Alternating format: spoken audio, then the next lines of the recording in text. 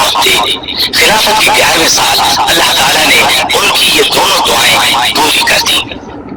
ذی الحج 23 ہجری میں حج کے لیے مکہ گئے۔ آپ جب حجر اسود کو بوسہ دیتے تو کہتے تھے، اے حجر اسود، میں جانتا ہوں کہ تو ایک پتھر ہے، اگر میں نے رسول اللہ صلی اللہ علیہ وسلم کو تیرا بوسہ لیتے ہوئے نہ دیکھا ہوتا تو میں یہ سیدنا عمر کی توحید کا کمال نمونہ ہے۔ حج سے فارغ ہو کر اس مہینے کی آخری تاریخوں میں واپس لوٹے۔ جمعے کے دن مسجد میں خطبہ دیا جو بہت طویل تھا۔ اس میں لوگوں کو بہت نصیحتیں کی۔ اس خطبے میں آپ نے ایک خواب کا ذکر کیا اور فرمایا، میں سمجھتا ہوں میری موت کا وقت آ پہنچا ہے۔ اس کے ساتھ ہی خلافت کے بارے میں کچھ ایسی باتیں بیان کی جن سے معلوم ہوتا تھا کہ آئندہ ہونے والے خلیفہ کے بارے میں پریشان تھی۔ مدینے میں مغیرہ بن شعبہ کا ایک غلام تھا، یہ ایرانی تھا، اچھا کاریگر تھا۔ اس کا نام ابو لؤلؤ فیروز تھا۔ ایک دن سیدنا عمر سے شکایت کی کہ میں دن بھر کام کر کے جو کچھ کماتا ہوں میرا آقا اس میں سے بہت زیادہ رقم لے لیتا ہے، اس میں کمی کرا دے۔ سیدنا عمر نے پوچھا، تم کون سا کام جانتے ہو؟ اس نے کہا، میں لوہار بھی ہوں، بڑھئی بھی ہوں اور بیل بوٹے بھی بنانا جانتا ہوں۔ سیدنا عمر نے دریافت کیا، تمہارا آقا تم سے روزانہ کتنی رقم لیتا ہے؟ اس نے کہا، 2 درہم روزانہ۔ اس پر سیدنا عمر نے فرمایا، تم جو کام جانتے ہو اس کے مقابلے میں تو یہ رقم زیادہ معلوم نہیں ہوتی۔ اس پر ابو لؤلؤ ناراض ہو کر چلا گیا۔ اگلے دن ابو لؤلؤ فجر کی نماز سے پہلے مسجد میں چھپ کر بیٹھ گیا۔ سیدنا عمر لوگوں کو نماز پڑھانے لگے تو اس نے کونے سے نکل کر 2 دھاری خنجر سے امیر المومنین پر 6 وار کیے اور پھر صفوں میں کھڑے مسلمانوں کو زخمی کرتا باہر بھاگا، لیکن مسلمانوں نے پکڑ لیا۔ اس پر اس نے وہی خنجر اپنے پیٹ میں جھونک لیا اور مر گیا۔ ادھر امیر المومنین شدید زخمی ہو گئے۔ انہوں نے عبد الرحمن بن عوف رضی اللہ عنہ کا ہاتھ پکڑ کر اپنی جگہ کھڑا کر دیا، خود زمین پر گر پڑے۔ لوگوں نے نماز سے فارغ ہو کر دیکھا، جن مسلمانوں کو ابو لؤلؤ نے زخمی کیا تھا ان میں سے 7 دم توڑ چکے تھے، باقی بہت زیادہ زخمی نہیں ہوئے تھے۔ البتہ سیدنا عمر کی حالت نازک تھی۔ ایسے میں انہوں نے عبداللہ بن عباس سے پوچھا، مجھے کس نے مارا ہے؟ انہوں نے بتایا، مغیرہ بن شعبہ کے غلام ابو لؤلؤ نے۔ یہ سن کر فرمایا، اللہ کا شکر ہے میری موت کسی ایسے شخص کے ہاتھ سے نہیں ہوئی جو اسلام کا دعویٰ کرتا ہو۔ لوگ انہیں اٹھا کر گھر لائے، دودھ پلایا گیا تو وہ زخموں کے راستے باہر آ گیا۔ اب سب کو یقین ہو گیا کہ امیر المومنین کا آخری وقت آ پہنچا ہے۔ لوگ غم سے نڈھال ہو گئے، ان سے ملنے کے لیے آنے لگے۔ ایک نوجوان ایسے میں ملنے آیا، اس نے کہا، اے امیر المومنین، آپ اللہ کی بشارت سے خوش ہو جائیں۔ آپ ان اصحاب میں سے ہیں جو بہت پہلے اسلام لائے اور رسول اللہ کے ساتھی بنے۔ خلیفہ بنائے گئے تو آپ نے انصاف سے کام لیا، پھر آخر آپ کو شہادت نصیب ہو گئی۔ یہ سن کر سیدنا عمر نے فرمایا، اے بھتیجے، اللہ کرے یہ چیزیں میرے گناہوں کے برابر برابر ہی ہو جائیں، مجھے کوئی عذاب ہو نہ ثواب۔ مطلب ان کے کہنے کا یہ تھا کہ بس عذاب سے بچ جاؤں۔ وہ نوجوان واپس جانے لگا تو سیدنا عمر فاروق رضی اللہ عنہ کی نظر اس کی چادر پر پڑی جو زمین کو چھو رہی تھی۔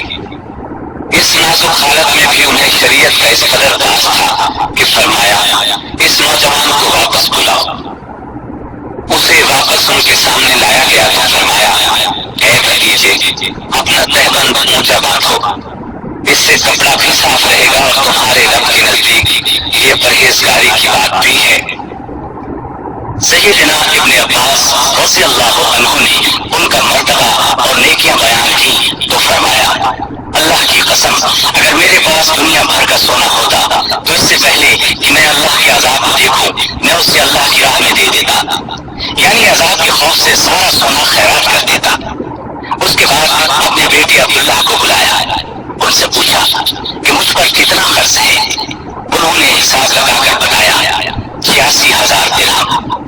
اس پر انہیں کچھ ہدایات دی۔ آخر میں فرمایا اس قرض کو میری طرف سے ادا کر دینا۔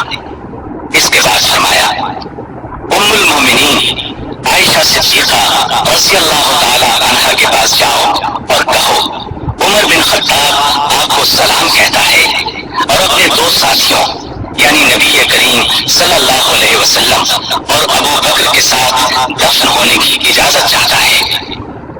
عبداللہ بن عمر عائشہ صدیقہ کی خدمت میں حاضر ہوئی۔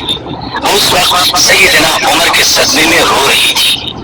ان کا پیغام سن کر فرمایا یہ جگہ میں نے اپنی قبر کے لیے رکھی تھی لیکن اپنے آپ پر عمر کو ترجیح دیتی ہوں۔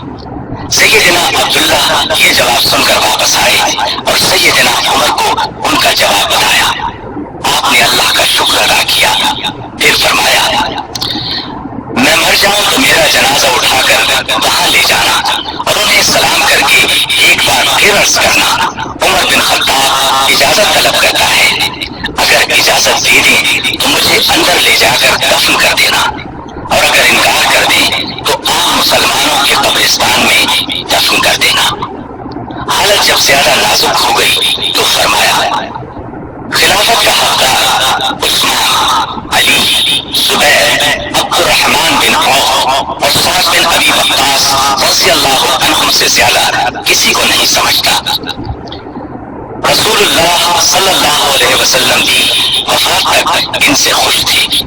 ان میں سے جسے خلیفہ چن لیا جائے اس کی اطاعت کرنا۔ پھر اپنے بعد ہونے والے خلیفہ کو وصیت کی کہ مہاجرین اور انصار سے اچھا سلوک کرنا، جو لوگ ہماری پناہ میں آ گئے ان کی جانوں اور مالوں کی حفاظت کرنا، ان سے کیے ہوئے ہر عہد کو پورا کرنا۔ آپ 27 ذی الحج 23 ہجری کو زخمی ہوئے۔ 3 دن بعد یکم محرم 24 ہجری کو وفات پائی اور شہادت کے درجے پر فائز ہوئے۔ اس وقت عمر 63 سال تھی۔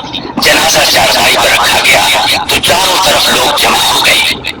سیدنا علی رضی اللہ عنہ آئے تو فرمایا اللہ آپ پر رحم فرمائے، آپ نے کوئی ایسا شخص نہیں چھوڑا کہ اللہ کے سامنے جانے کے لیے مجھے اس کے عمل آپ کے عمل سے زیادہ پسند ہو۔